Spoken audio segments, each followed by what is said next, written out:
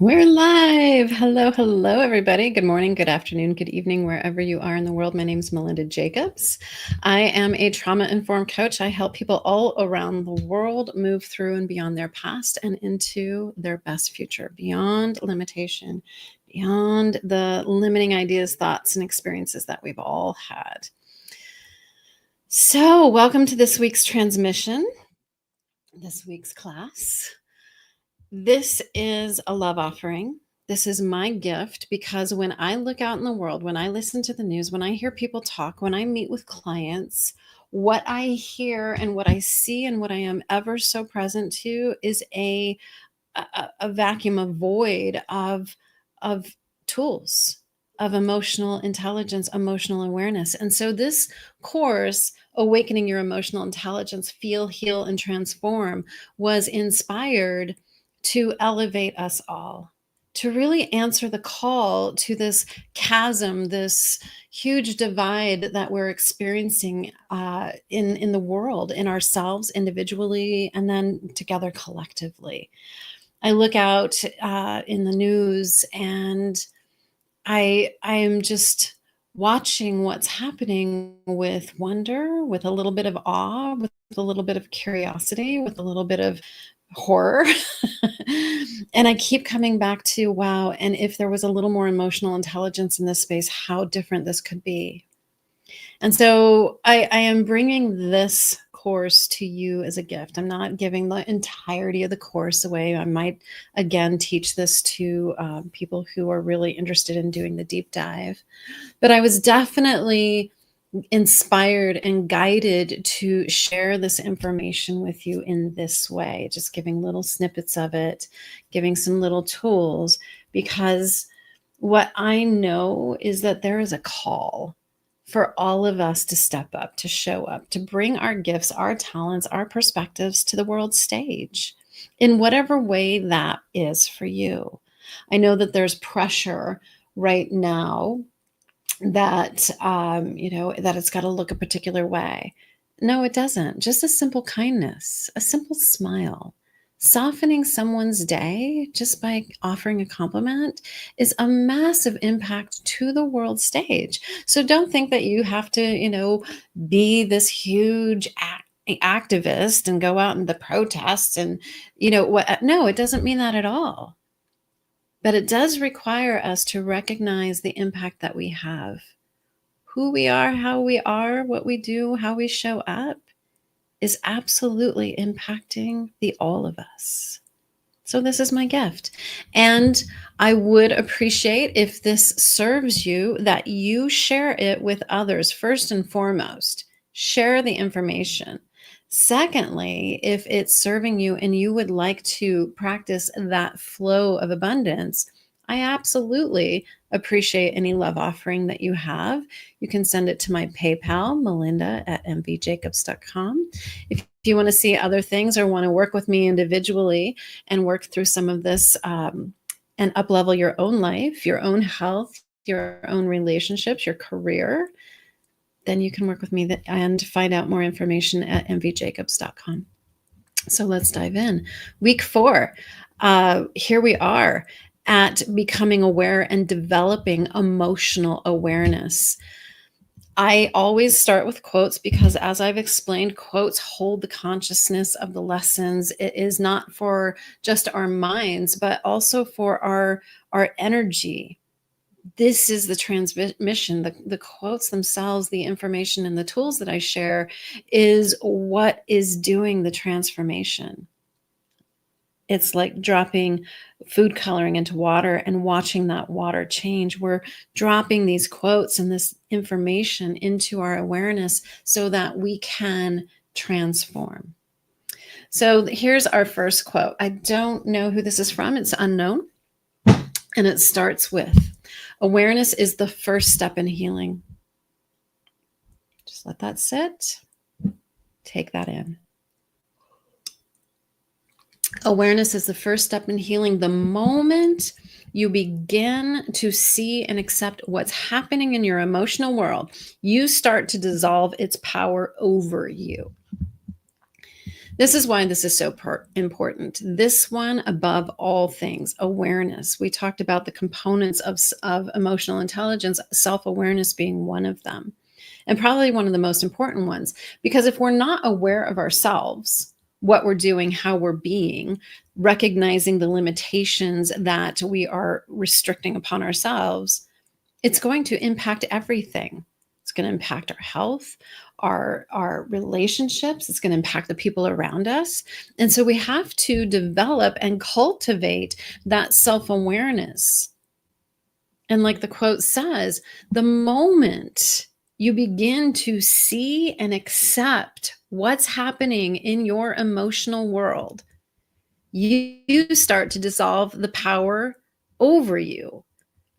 I am a big fan these days about enough with the victimization, enough with the powerlessness, enough with the finger pointing. Can we all just start taking personal responsibility? Now, I'm not saying that there's nothing happening over there.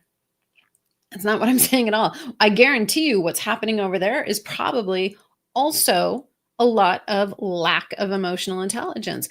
But it doesn't matter what's happening over there. What's happening right here?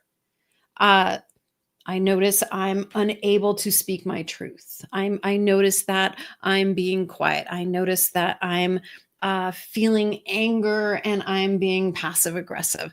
Whatever that is, beloved, when you can name it and you can step away from it, who is the part of you stepping away to observe the thing that you just stepped away from?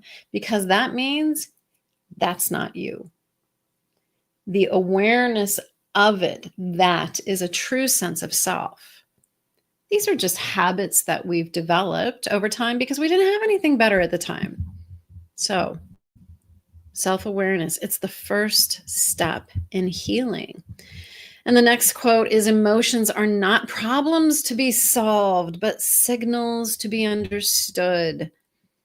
I wish for all of humanity that we could demystify what it means to have a feeling. If we could demystify what this body of information called our emotions is really up to.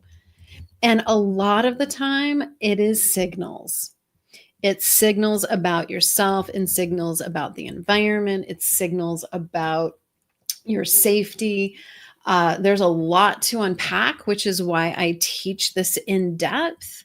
But suffice it to say today that our emotions hold and carry a lot of information, a lot. So in the components, the 5 key components of emotional intelligence, we talked about self-awareness, number 1, self-regulation, being able to manage yourself and your feelings. Number 3 is motivation. Number 4, empathy. Social skills is number 5. Today, we are focusing on self-awareness. I remember years ago,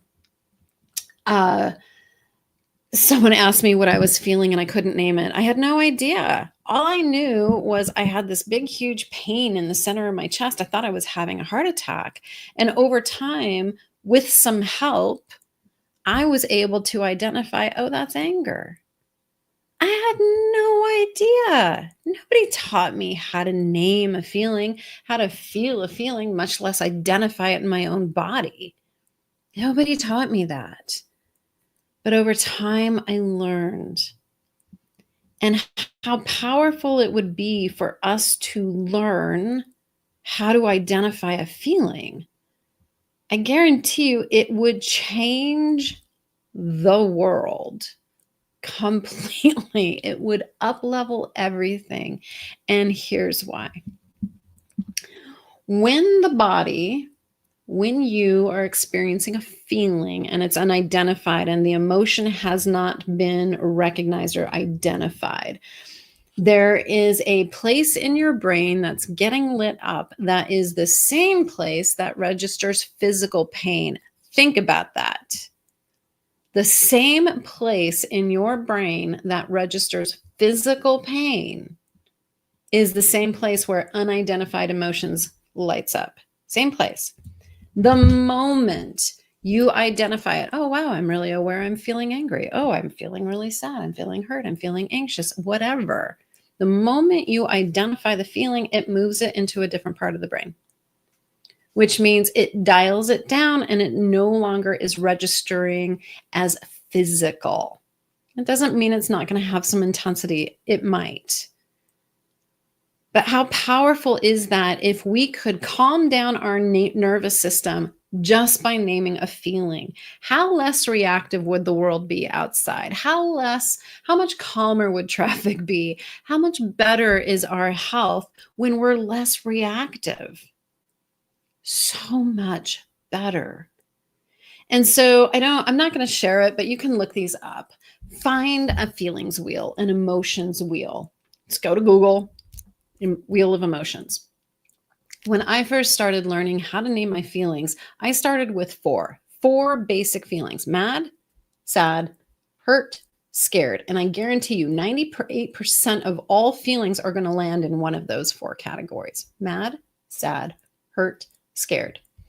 And I spent days and weeks and months, and I've continued to sit and identify, what is that feeling? What am I feeling? And name it. Because the moment you name it, it calms down, it dials down.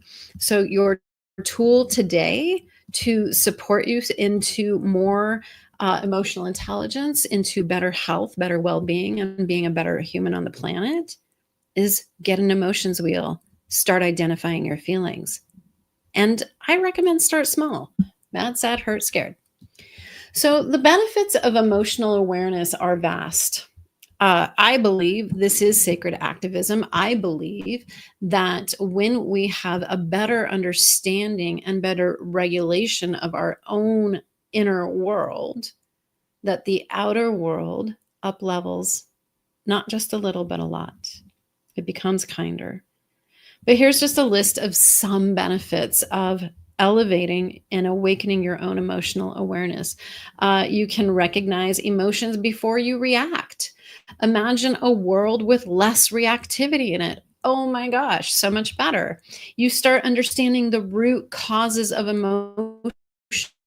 And let me just say, it's never what you think it is, ever. The body's super opportunistic. And so if there's a lot of repressed energy in the body, it is looking for a way out. And so when someone says something or something happens outside of you and you have this huge upswell of intense feelings that are bigger than the situation needs or deserves, I guarantee you this little event is not the cause for this massive upswell. Guaranteed. But you start to understand the root causes. Oh, you get to prevent emotional suppression or bottling up. This pushing down feelings is a tool. It's not a very effective one. The body, believe it or not, does not like having unprocessed emotional energy shoved into it and stored. Doesn't like that at all. In fact, I believe this is one of the number one reasons we have so much cancer, why there's so much dis-ease in the world, in our physical health, in our emotional health, in our mental health, is because we're not learning how to process this energy in a way where it comes out. Better out than in, right? There's a reason we have that saying, because it's true. When we have better emotional intelligence, we have better decision making because we're less emotional, we're less reactive. We're actually accessing this prefrontal cortex, which allows us to actually think things through. Imagine. We have more emotional resilience, meaning we're not as tender. We're able to recover more quickly when things do go a little sideways. We create space for self-compassion. And when we have compassion for ourselves, we are far more able to have compassion for others.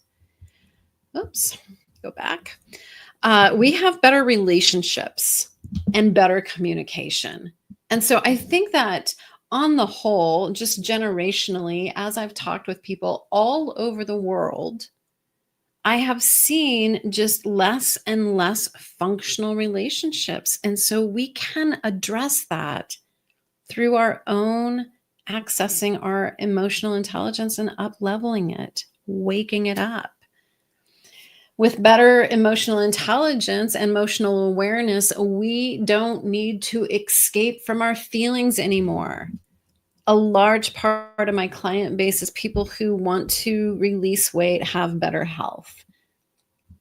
Food is such a great way to shove down these feelings and people eat them away.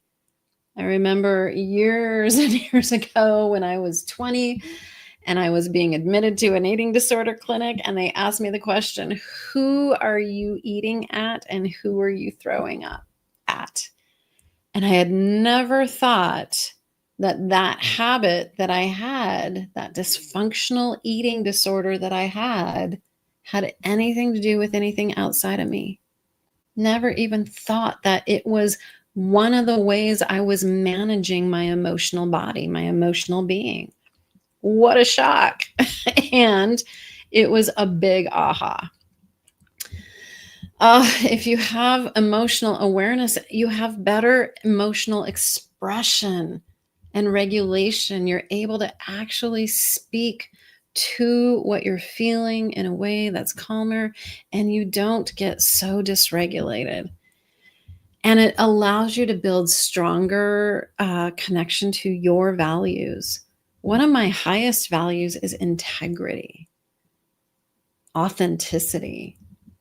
And so the more I'm able to be self-aware, the more I get to be in those values of being honest with myself, first and foremost, and then with others. But I also get to show up and be more authentic. I am not so interested anymore in putting on the happy face and pretending everything's okay. No, I'm really okay to say, I'm a little off today. Yeah, processing through some grief. My mom died in November, so that's still showing up from time to time. Oh, I'm feeling a little scared about what's happening in the world right now. Just being able to speak it and say it and give it a little space calms down the nervous system.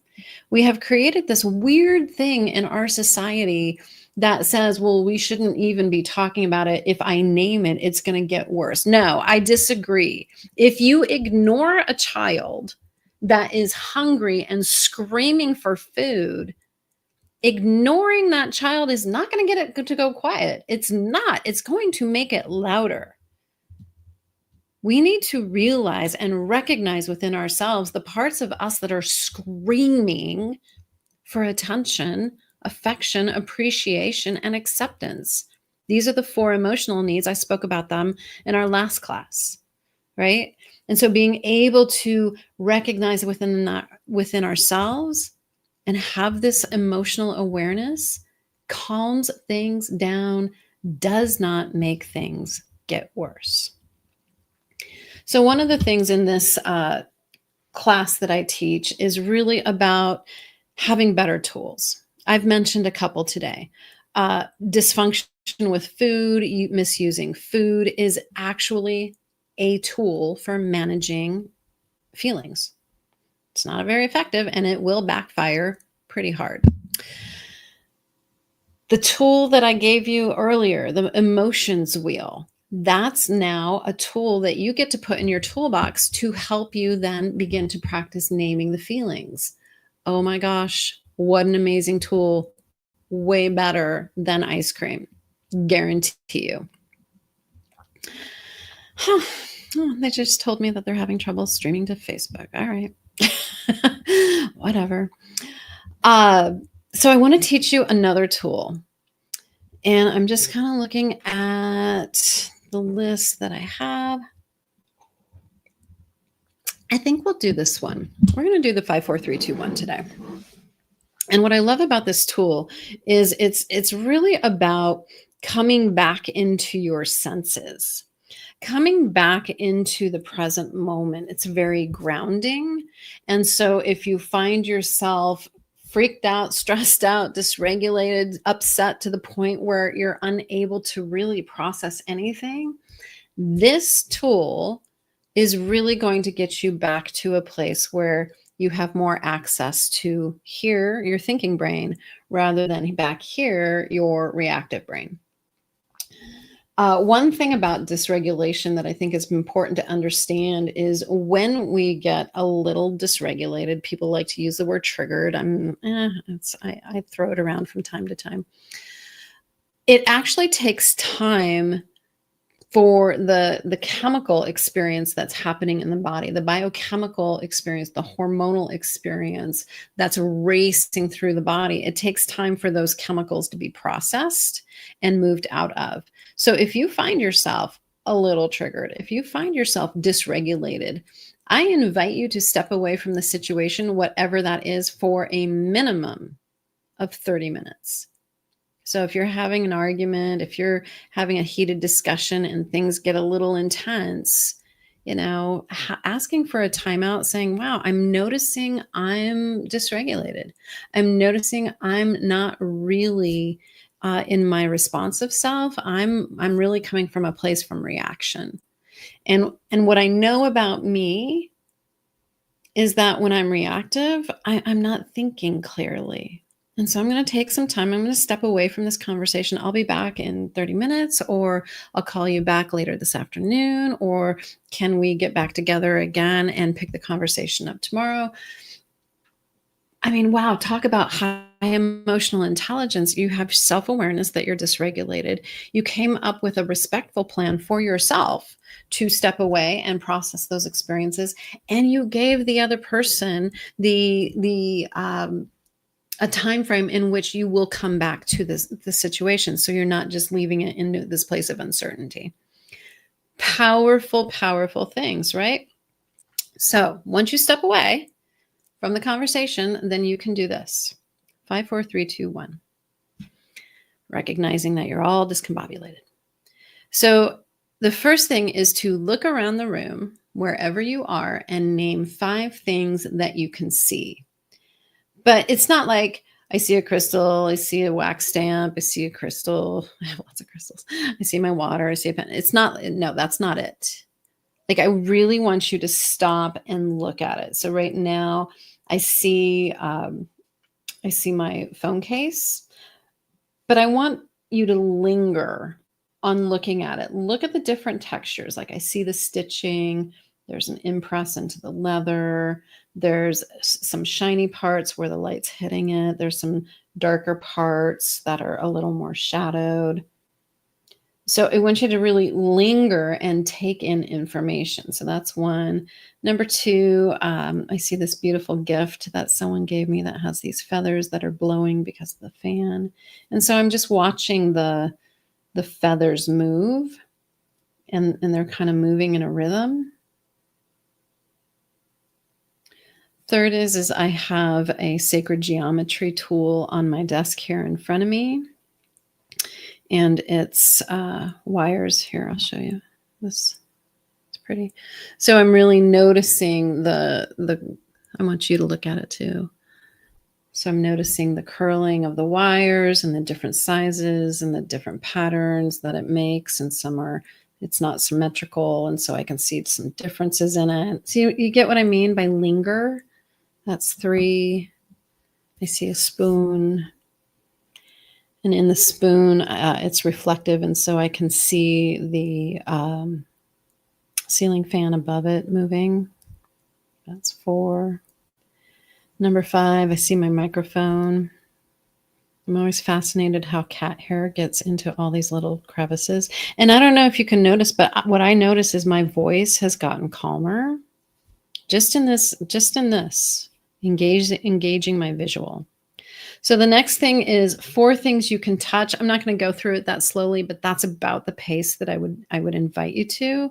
So then I want you to pick things up, things that you can actually feel the textures of. And so I have this pen which has a different texture here than it does here.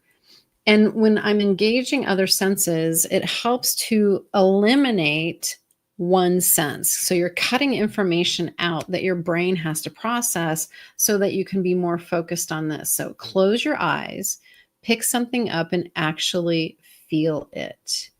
And feel all the variations and all the temperature, differences and the textures. So I can feel that. I can feel my hair. I can feel my clothes.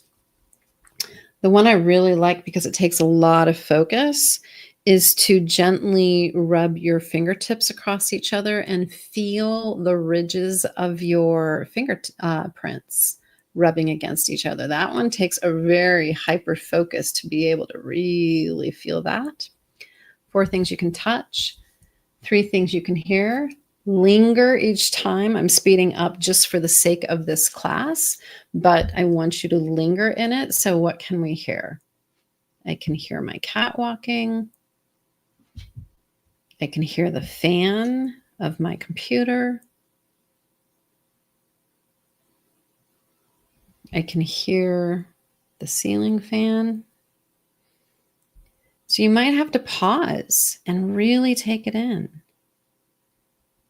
2 things you can smell. Armpits are great and they're very accessible. I can smell my armpit. I showered today. I smell my clothes. And then the last thing is 1 thing you can taste. 5 things you can see, 4 things you can touch, 3 things you can hear, 2 things you can smell, 1 thing you can taste. All of this sensory brings us back into the present moment, can help the nervous system regulate itself. And with that, you can begin to start developing that process of like, okay, now that I'm a little more grounded and centered, what am I feeling? What am I noticing? And then get out your feelings wheel, start looking at that, or just the 4 feelings: mad, sad, hurt, scared. This is probably a huge piece of education that I do with most of my clients, because most people do not have these skill sets. It's just not being taught. We're not given really good models about how to be present to the feelings that we're having. We'll develop that a little bit more in future classes. But if you could practice this until you and I meet again, I guarantee you, your emotional resilience will go up. Your reactivity will start to go down. Your ability to get yourself grounded and centered when you get thrown off a little bit will be much quicker. Over time, the stress begins to go down, and you might notice reactive behaviors like overeating or, constant snacking starts to go down as well. It is my absolute, it's such a blessing to be able to do this with you. Again, this is my gift to you. If you would like to share, please do. You can send love offerings to melinda@mvjacobs.com, at PayPal.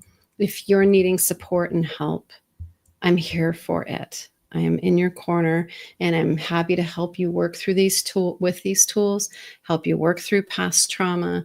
I have a whole toolbox of ways to support people to get them into their best selves, living their best lives. Thank you, thank you, thank you for showing up. I look forward to seeing you again soon. Take very good care of you. Above all things, please be kind.